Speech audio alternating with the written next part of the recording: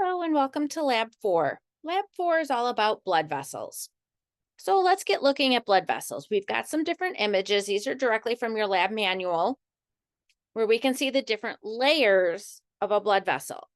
If you think interna is the most inside, media, middle, externa is outside, then we just have tunica externa, tunica media, tunica interna. These are different layers of our blood vessels. So that interna on the inside, media is usually that muscular layer, that smooth muscle layer. And that externa is that outside. Arteries and veins both have these same layers. Arteries usually have thicker muscular layers to help push blood along. So here's a good example of an artery versus that vein. That artery has that really thick, muscular layer here. This is all muscle versus that thinner outside layer, that thinner layer on that muscle, in that vein. Sorry, can't speak. So here you can see that artery versus that vein. Veins, when there's no blood in it, it's usually kind of collapsed down versus that artery, because it has such a muscular layer to it, it helps to kind of hold that artery open. Here you can see the same thing, just kind of zoomed up even further. Here you can see all that muscle in that tunica media, that tunica intima versus that tunica externa. You can see it on the vein too. It's just a lot thinner. That tunica intima, that tunica media, and that tunica externa. Here's just another really good view of all of these different layers. Same thing. Depending on what size these arteries are, a lot of them can have elastic fibers in there, which is what all these little black squiggly lines are those elastic fibers that allows that vessel to stretch and come back to its normal size. So there's a lot of good pictures here where we can see some of these. We get smaller arterioles. Here you can see a capillary. Capillaries are where blood cells travel in a single file line through it. More good pictures here of all these different layers. Here we've got a valve. In veins have these little valves that prevent blood from backflowing. If valves are broken, that's what causes blood and fluid to pool when people get, like, their ankles get really swollen. Sometimes those valves aren't working, so blood is traveling back down. Those valves are supposed to help that blood travel back towards that heart. So that prevents that blood from continuously moving back down following gravity. That's where those valves kind of come into play. Here's just a really nice venule. So let's get to some of these blood vessels here. There's a lot of them. This is a nice picture from your lab manual specifically. So we still have that ascending, that ascending aorta that goes to that arch of the aorta. Then it's going to travel down and become that thoracic aorta. Once it crosses this diaphragm, you remember the diaphragm from the muscles, this becomes the abdominal aorta below that diaphragm. That abdominal aorta is going to branch into our right common iliac artery and our left common iliac artery. From there, the common iliac arteries are going to branch into this internal iliac artery and this external iliac artery. When that external iliac artery crosses this inguinal ligament here, so I want a different color. This inguinal ligament, it is going to become the femoral artery. So as blood vessels travel past specific landmarks, they're going to change their name. This is just one example. We'll go through others as we keep going. So let's come back up to this aorta here, and let's go through some of the different blood vessels that branch off. If we remember from lab 3, we have those 3 main blood vessels that are going to branch off of that arch of the aorta. We have that brachiocephalic trunk, we have that left common carotid, and that left subclavian. Subclavian, sub means below, clavian's that clavicle, so it goes below the clavicle. That brachiocephalic trunk is going to branch into that right common carotid and that right subclavian arteries. Going below the diaphragm, we're going to have this left gastric artery or gastric artery. We have the superior mesenteric artery. Think mesenteric, it's going to most of those intestines in the area.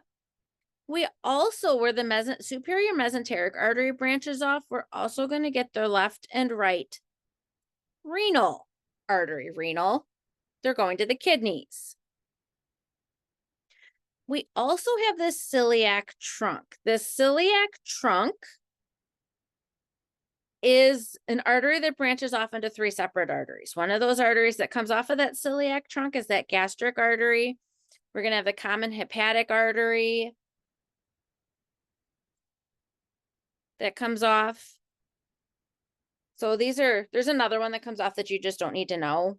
I'm just trying to go through the ones you need to know, not to confuse you with other ones.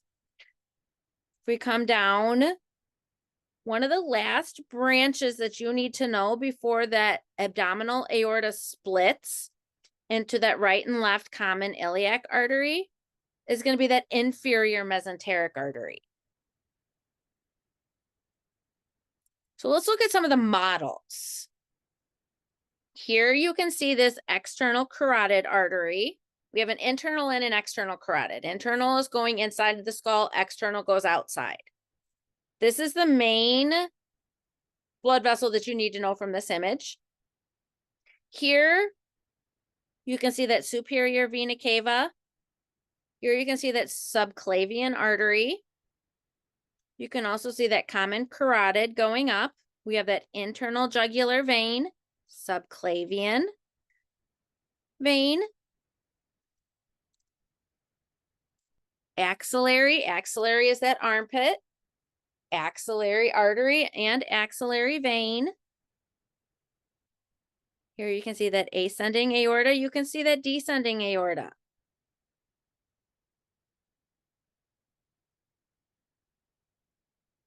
Making sure I have everything. Okay. I like this model because these are the models that we have in the lab. If you go study on campus at any time, you can study at the library. These are the main models that we have there. So here you can see that aorta. You can see that abdominal aorta. I like these because it has some of the organs. So you can see that renal artery going to the kidneys. You can see that common iliac artery, that external iliac and that internal iliac artery here. This one is nice because you can see that splenic artery that is going over to the spleen over here. That splenic artery travels across on top of that pancreas. We also have that inferior vena cava, that renal artery, that renal vein, superior mesenteric artery. You don't need that superior mesenteric artery. Yes, just double checking. You have that common hepatic artery. You see that common iliac artery. You can even see that common iliac vein.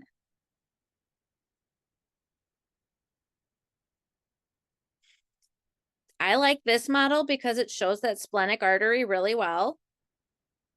is that splenic artery travels across the top of the pancreas to go to the spleen.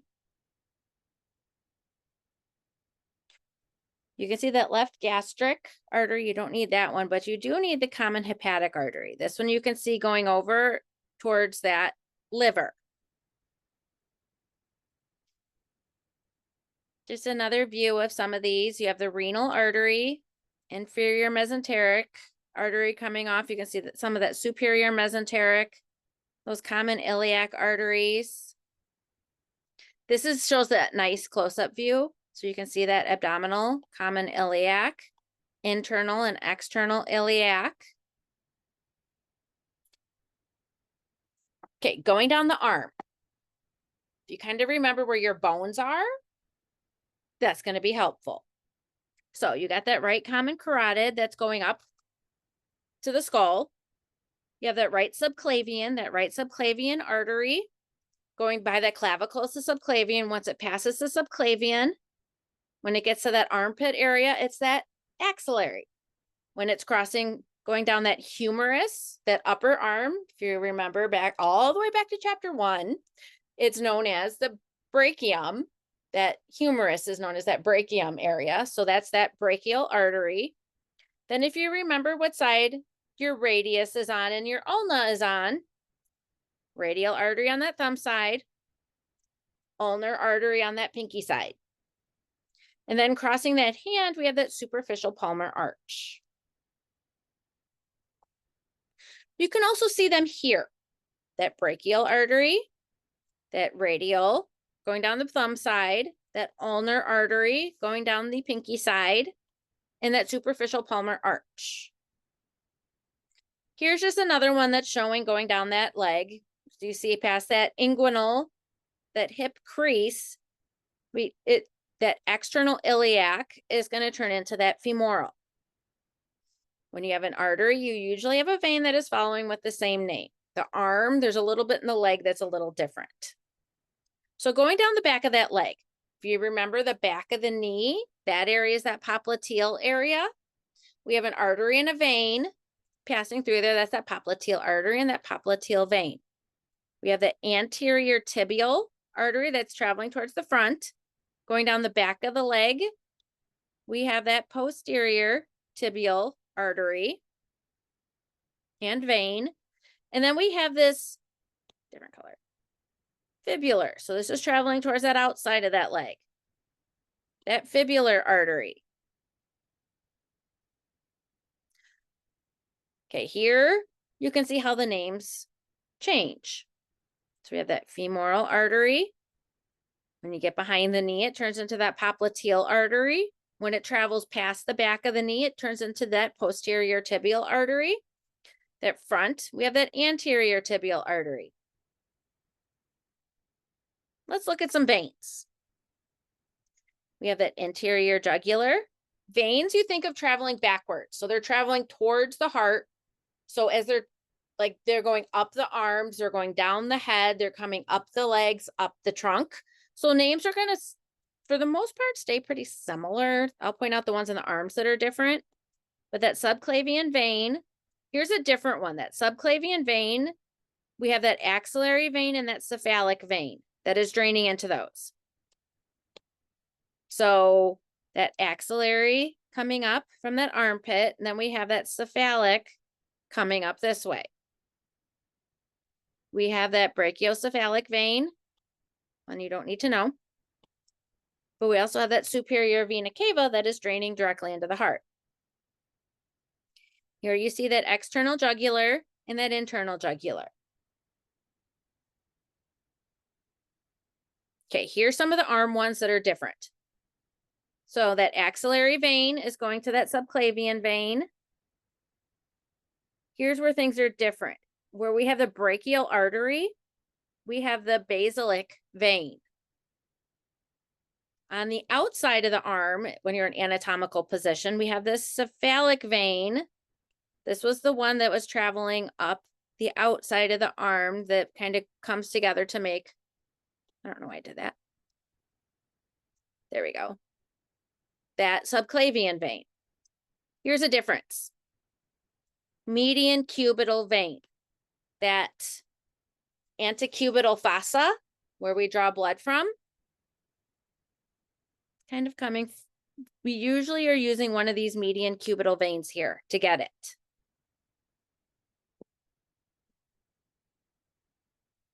Here you can see that external iliac vein, that common iliac vein, that superior vena cava. Here's just more of these. This looks, it's got a lot of the same picture. This actually looks like the same picture from before. Here, this one is pretty similar. We've been through. Here you can see specifically with that arm, that median cubital, that cephalic, that basilic, to that axillary, to that subclavian. Here's the pelvis coming down. That abdominal aorta that splits into that right and left common iliac, which is going to split into that external and internal iliac. Arteries, veins do the exact same thing. External and internal iliac vein come together to make the common iliac vein. So in the leg, we think we're starting all the way down at the foot and blood is traveling up that leg. So we have the great saphenous vein. That is this vein that is traveling up the entire back of your leg. We have our femoral vein.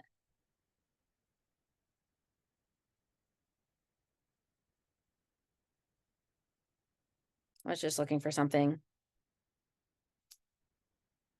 making sure that I wasn't missing something on the foot, because something is somewhere. I was looking at the foot because there's a vein, or there's an artery in the foot. This model does not show it well. There is an artery in the foot that is called dorsalis pedis. It is not on your list either. But dorsalis pedis is a blood vessel, or it's an artery on the top of your foot that we actually, I'm working on an orthopedic floor right now. So patients that come back from surgery, especially of the hip or the knee, we're always feeling for this artery because you can feel a pulse in it. As long as you can still feel a pulse in it, that means that there was nothing damaged or done wrong during the surgery. Because I see a lot of surgical mistakes that are coming to get fixed. So that's one of the arteries. One of the first things we're feeling for when somebody comes back from surgery is that dorsalis pedis on the top of the foot, to make sure that you can feel a pulse in it. Because if you can't, that could signify that something's wrong. Okay, blood pressure. Taking a blood pressure is rather important because blood pressure can tell us how the whole cardiovascular system is working as a whole. So when we put a blood pressure cuff on, what we're doing is we take this brachial artery and we're closing it off. So when you blow up that blood pressure cuff, you're closing off that brachial artery, and then you're listening for that brachial artery. As you let the air out, as soon as you start hearing sounds, they're known as Korsakoff sounds, but you start hearing what sounds like a heartbeat. When you start hearing that heartbeat, you note the number on the actual like reader thing here. So you note that the number when you first start hearing that sound, and then you note the number when you stop hearing that sound.